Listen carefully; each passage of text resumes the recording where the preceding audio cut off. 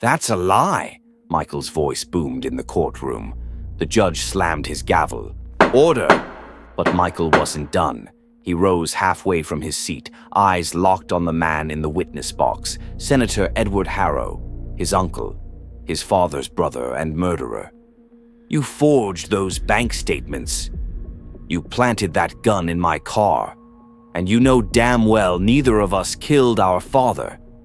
Edward's face was calm, almost bored. "The evidence speaks for itself, Michael. Your fingerprints were on the weapon.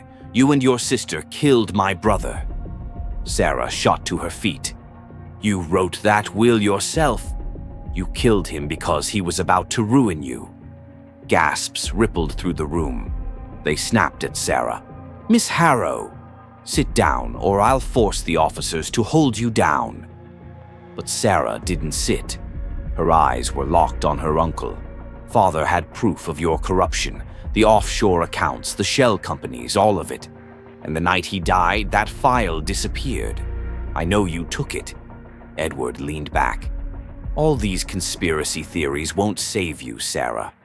You are just looking for someone to blame. The world knows the truth. Two bitter children who couldn't wait for their inheritance. I'm just here to make sure I get justice for my brother." Sarah's fists clenched until his knuckles went white. "Justice? You bought the judge, bribed the detective, and turned our own family against us. And you dare speak of justice?" But suddenly something caught Michael's attention. The blindfolded statue of Lady Justice at the center. He could have sworn that it moved. He did not know, but for some reason, he had been watching the statue right before the proceedings started. There was something off about the statue, something ominous. The judge, his face flushed red as he glared at Sarah and Michael from the bench. "That's enough," he barked. "I've heard all I need to hear. Ms. Harrow, your blatant disrespect for this court and your refusal to accept responsibility only confirm your guilt."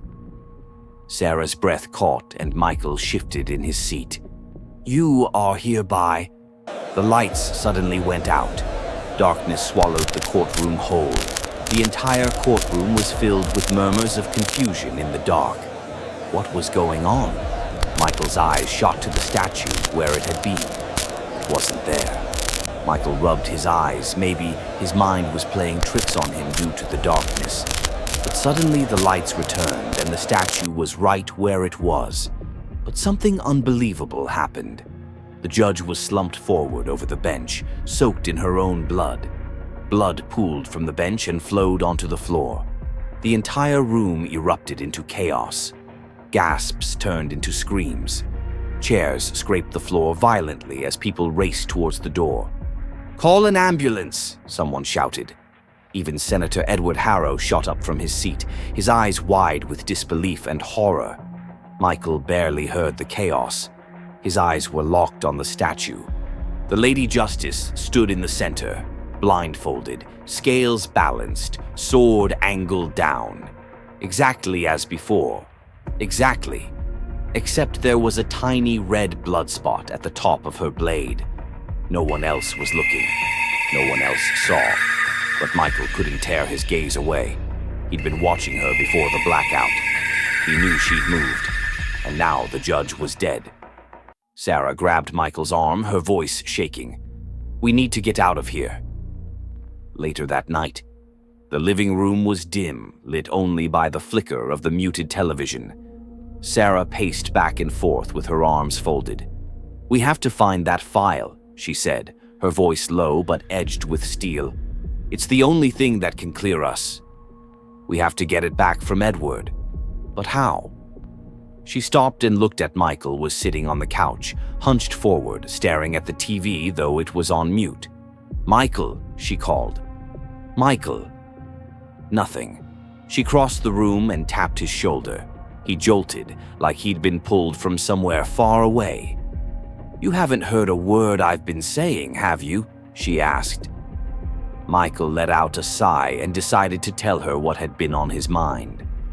"The judge's death. Don't you think it's strange?" Sarah frowned, glancing at the TV. The headline glared across the screen in bold letters. Judge dies mysteriously during trial. The TV showed the courtroom, which was now empty, and the judge's bench completely sealed with crime tape. "He was about to send us both to prison," Sarah said flatly. "He deserves it. Let him rot in hell for all I care." "I think I know who killed him," Michael's voice dropped. Sarah froze halfway through another step. "Who?" His gaze didn't leave the TV. "The statue. The Lady of Justice in the courtroom." Sarah stared at him. For a heartbeat, she said nothing. Then she laughed in disbelief. "Michael, really? Maybe the stress of Dad's death is finally getting to you." "I'm serious," he snapped, eyes flashing. "I saw her move before the blackout. During it, she wasn't where she was supposed to be, and His voice faltered. "I caught a glimpse of her eyes." Sarah's smirk turned to concern, but not the kind Michael wanted. "The Lady of Justice always wears a blindfold. How could he have seen her eyes?" "You need to rest now, Michael. Weren't you the one who swore you saw Dad's ghost the night he died?" "This is different," Michael said, leaning forward. "This was real." "I wasn't imagining it." Sarah shook her head. "I spoke to my therapist. One of the signs of grief is hallucination. You've been through hell, Michael." "That thing killed the judge," he cut her off. "I am sure of what I am saying." "Or maybe," she countered, "an evil judge like him finally got what was coming."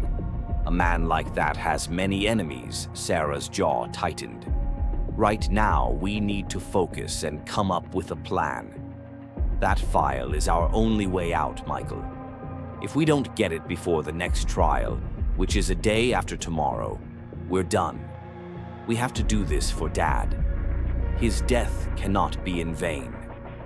Before Michael could respond, Sarah's phone rang. The name on the screen made both their faces harden. Edward Harrow. Sarah swiped the screen and put it on speaker. "What do you want?" Edward's voice came smooth and mocking. "Relax. I'm just calling to invite you both to your father's memorial. It's at my house tomorrow night. Even though you're my brother's killers, you're still family." Sarah's blood boiled. You're the one who killed our father. "We're never setting foot in that house you built with blood, unless it's to burn it to the ground," Michael added. Edward chuckled low. "Rude and ungrateful children. I'll see you tomorrow. Or not. If you don't come, it will confirm to everyone that you killed your father just to collect his inheritance." Michael ended the call without another word. Sarah stood still for a moment, eyes flickering with thought. Then she turned to him. "What if we went?" Michael spun to her. "You just accused me of talking crazy, and now you're the one talking crazy." "No way. I'm not walking into that murderer's house. Think about it." "This is the perfect opportunity," Sarah said. "We get inside, find Dad's file, and expose Edward for the piece of garbage he is." Michael leaned back a bit. He was blinded by so much rage that he had not thought of that. "But wait. It's not like he's going to leave the file lying around for us to take." Sarah's lips curled into a dangerous smile. "Of course." "I've got a plan." Michael and Sarah stepped through the black gates of Harrow Estate. The place was filled with people from all over the world, politicians, celebrities, powerful men and women who had come to pay their condolences. Sarah and Michael had been here many times before, back when Father and Edward were still on good terms. Back when Michael thought Edward was just his rich uncle with too much money, not the cunning and dangerous bastard he truly was. Michael stepped out of the car in his black tuxedo. Sarah emerged beside him in a long black gown. They walked up the stone steps together. Edward was waiting at the top with a drink in his hand, looking down on them like a king greeting peasants. "So," he said with a slow smile, "you brats decided to come after all." Michael's jaw tightened as he glared at Edward. "Like I said, we're here to burn this entire house to the ground." Edward's smile twitched, but his eyes stayed cold. I wouldn't do that if I were you. I have guards everywhere. If you so much as move an inch in the wrong direction, I'll know. Michael took a step forward, his eyes almost red with rage, but Sarah held him back. Stick to the plan, Michael. Edward let out a soft chuckle as more people approached. Of course, I don't hold any grudge against you for killing my brother. You're always welcome in my home. The law will take its full course. Why should I be angry? He said it loud enough for everyone nearby to hear. The crowd closed in. Some of them patted Edward's shoulder, offering him condolences for his loss. And then their eyes shifted toward Michael and Sarah. Some whispered behind hands while others didn't bother hiding their disgust. There they are, the children who killed their own father. Greedy little snakes. Just because of money, a woman in pearls stepped closer just to spit at the ground near Sarah's feet. Another man shook his head slowly as he glared at them. Everywhere they turned, glaring eyes followed them. But Sarah's gaze never wavered. She whispered into Michael's ear, "Remember the plan." As soon as Michael stepped into the grand hall, his breath caught in his throat. At the far end, below the chandelier, stood the Lady Justice, blindfolded, scales in one hand and her sword in the other, exactly as she had been in the courtroom. Michael stopped in his tracks like he had just seen a ghost. Suddenly, the air in the room became much colder. "Sarah," he whispered urgently, tugging at her arm, "look over there." It's the same statue from the court. It is here her eyes met the statue, and she was surprised at first, but then she scoffed. "Not now, Michael. It could not possibly be the same from the court. Rich men like Edward love copying art." But Michael's eyes didn't leave it. He could have sworn that it was the same one. Every inch of it was identical. A passing guest stopped to admire it, smiling at Edward. "Beautiful piece, Senator. Where did you get her?" Edward's brow furrowed slightly. "Funny thing. I don't recall ordering it. Must have been delivered by mistake." His head tilted as he looked at her. "Still, it suits the room. I like it." Michael's stomach twisted. "So the statue just appeared in his house?" Sarah tugged his sleeve sharply. "Focus, Michael. The first step of our plan is already in motion." As soon as she said that, they heard loud, angry voices coming from outside. They could hear chanting, the scaling of metal and the shattering of bottles. Guests began murmuring, moving toward the doors in confusion. "What the hell is going on?" one man muttered. Michael and Sarah smirked, knowing fully well what was going on. Outside, beyond the iron gates, a swarm of angry protesters pressed forward, holding signs splashed with blood-red paint. "Thief, murderer, justice for Harrow."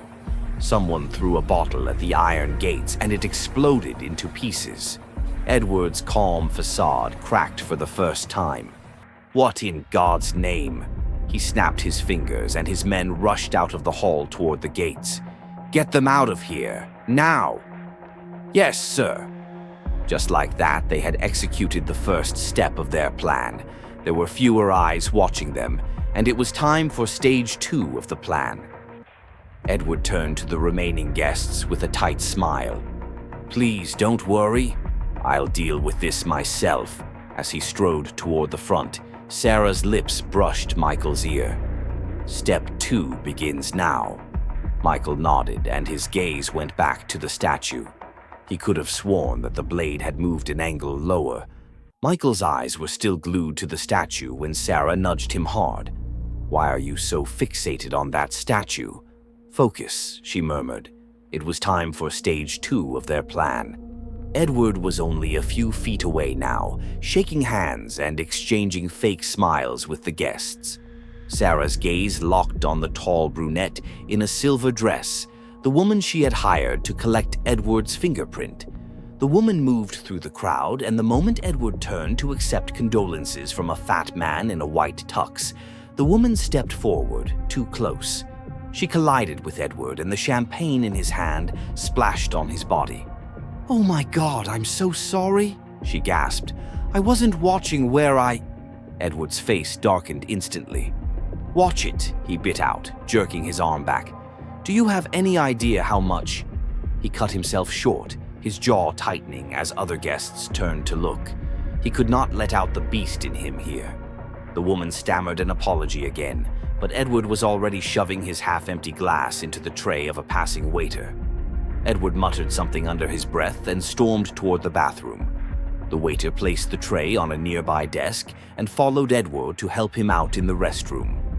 The woman, as sharp as ever, walked toward the desk and pressed a strip of clear tape against the stem of the glass.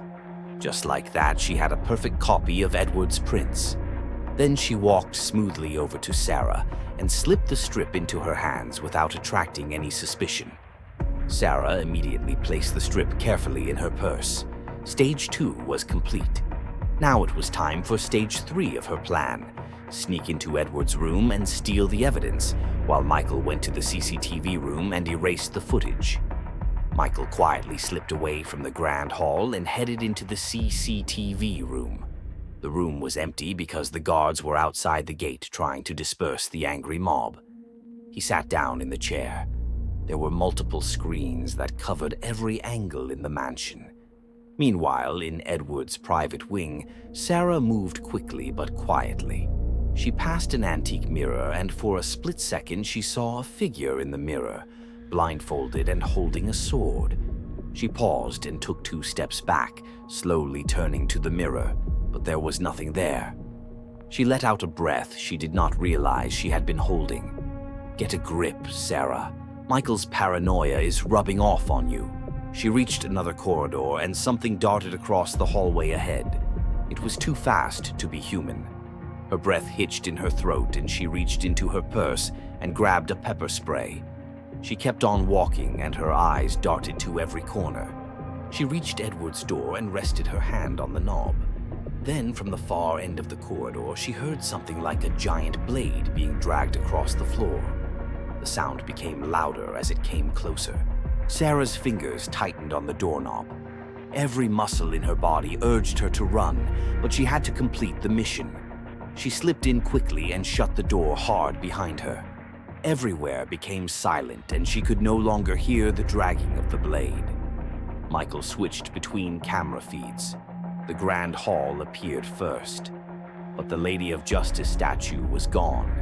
His breath hitched and his heart hammered against his chest. Michael watched as the Lady of Justice moved from one camera to the other faster than the human eye could process. So he was not hallucinating at the court. She was real. Meanwhile, in Edward's room, Sarah could not shake off the feeling that someone was watching her. With trembling fingers, she pressed the fingerprint strip to the scanner of the safe below Edward's desk. She heard a soft beep, and then the safe opened. Sarah yanked the door wide. She saw the thick, leather-bound book, the file their father had died for. But suddenly, in the far end of the room, Sarah did not realize that a figure was watching her. The Lady of Justice with the sword in her hand, and scale in her other hand. "Thou shall not steal," she groaned in an ancient voice. Sarah froze in horror. Every instinct screamed to drop the book and run for her dear life, but she held the book even tighter. She bolted toward the door, clinging onto the book with her dear life. Back in the CCTV room, Michael saw it happen. "Sarah!" He shoved back from the desk, about to run and help her. But suddenly the door slammed open. A 6'4" guard glared at him. He recognized Michael, the boy their boss said to always keep an eye on. "What the hell are you doing in here?" the man roared, stepping forward. "I'll break every bone in your body for trespassing." Michael stepped back slowly, thinking of what to do. The guard did not give him time to think. He lunged forward, but suddenly, shh! A blade burst through the man's chest from behind. His mouth opened in shock and blood trickled down his chin. Michael's eyes snapped and followed the sword to the person holding it. The Lady of Justice stood in the doorway, her blindfold half lifted, her gaze fixed on him. But how? She was just in Edward's room just now. Michael's gaze landed on a door in the corner of the room. He did not hesitate. He bolted, shoving it open, and ran as fast as he could. He headed toward Edward's room so he could save Sarah. He turned around a corner and nearly slammed into Sarah. She clutched the leather-bound file to her chest, panting furiously. "She's real," she gasped. "Michael, everything you said was true. I saw her." Michael's relief was short-lived. His eyes went over her shoulder and he froze. "Sarah," his voice was barely a whisper. "Look." Sarah turned her head. The Lady of Justice stood at the far end of the hall, dragging her sword along. "Run!" Michael roared. They ran as fast as their legs could carry them. They burst into the wide balcony above the grand hall. And then they collided full force into someone. Edward. The impact jolted Sarah. The file flew from her hands and launched into the air. The cover burst open and dozens of pages scattered and came down into the crowd of guests. The hall went silent for a minute. A man in a navy suit bent to pick up one sheet, his brow furrowed as he read. "Offshore accounts in the Prescott, worth billions of dollars." Another guest snatched a different page. "Embezzlement from the Disaster Relief Fund." "Edward, what is this?" A woman in pearls gasped, clutching a note. "My God, he ordered a hit on his own brother." The murmurs turned into a roar. Guests passed the pages from hand to hand. Their faces turned to shock as they read. Murder, bribery, rigged elections, names of bribed judges, names of bribed police officials. The truth was spreading faster than Edward could move. Edward's face drained of color, and then he gritted his teeth as his face turned red. "You foolish brats," he spat, voice trembling with fury. "How dare you break into my home?" He turned toward his guards. "Seize them!" Guards immediately gripped both of them. They protested, but the men were too strong. Unfortunately, the crowd was no longer on Edward's side. From the floor, a voice rang out. "Let them go at once," another joined. "You framed your own niece and nephew. He killed his brother. Corrupt bastard." The noise became a chant. "Let them go. Let them go." The guests began to close in on Edward's men. Then suddenly all the lights in the hall flickered. Then the light bulbs exploded, and suddenly a figure appeared. The Lady of Justice, but she was no longer wearing her blindfold. Her eyes blazed with an ancient fire, and her blade was dripping with blood. Her voice boomed through the hall. It was so loud and deep that it sent shivers down the spines of people. "Enough!" The guards didn't even realize when they released Michael and Sarah. Panic washed over the guests, but before anyone could bolt, slam! Every door in the hall swung shut on its own. The huge windows slammed shut too. The curtains also closed on their own. People screamed, pushing toward the exits, but no matter how hard they tried, nothing opened. The lady's voice boomed again. "You condemn this man, Edward Harrow, for his crimes, but look at yourselves." Her gaze swept across the hall. One man in a diamond-beaded suit dropped to his knees, sobbing. "Politicians who sold lives for power, celebrities who traded souls for fame, businessmen who built empires on blood. Do you think your hands are clean?" No one spoke. "Tonight, you will all be judged. If you fail, your soul will be cast into the fire to suffer for all eternity." Her head turned to Harrow. "Edward Harrow." Edward stood there frozen in horror as he could not comprehend what was happening. He felt an invisible force pull him forward. He stopped before her. "Place your heart on the scale," she said coldly. And as if he'd known how to all along, Edward reached into his chest. Gasps and muffled screams filled the air as he brought out what looked like his heart. The lady's great golden scales appeared before them. On the other side was a single white feather. Edward's breath came in ragged gasps as he placed his heart on the scale. The scales tipped instantly. The heart crashed downward with the weight of his sins. The lady looked at the scale with her blazing eyes. Your heart outweighs the feather. Your soul deserves no mercy. She lifted her sword into the air and it blazed with fire. Edward dropped to his knees, his voice breaking. Please, please, I'll change. I'll turn a new leaf. But it was too late.